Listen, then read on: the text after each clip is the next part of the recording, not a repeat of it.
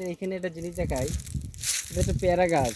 এই পেয়ারা গাছে দেখেন এত বেয়ারিং, কত পেয়ারা ধরেছে, কত পেয়ারা ধরেছে। আহ, সবগুলো পেয়ারাতে কিন্তু এরা এই পলি পরায়নি, সবগুলো পেয়ারাতে পলি পরায়নি। আসলে এরা পলির অভাব না এদের টাকার অভাব, নাকি এই পেয়ারাগুলো তারা নেবে না? আসলে মূল ফ্যাক্টটা কি? মূল ফ্যাক্ট হচ্ছে যে একটা গাছে আপনি সবগুলো পেয়ারা কিন্তু নেয়ার দরকার নেই। একটা গাছে কিন্তু দেখেন অসংখ্য বেয়ারিং, আপনি গুণে শেষ করতে পারবেন না, কিন্তু সে পলি পরিয়েছে এখানে সর্বোচ্চ 20 থেকে 25টা পেয়ারা, এতে সে পলি পরিয়েছে। বাকি এই পেয়ারাগুলো কি করবে? এই পেয়ারাগুলো কিন্তু তারা ফেলে দেবে, ফেলে দেবে। কেন ফেলে দেবে? এই তো আমার এতগুলো পেয়ারা দরকার নেই, কারণ গাছে 20 থেকে 25টা পেয়ারা হলে এটা যথেষ্ট। এখানে কিন্তু মিনিমাম 25-30টাতে এই পলি পরানো হয়েছে, সবগুলোতে সে পরায়নি।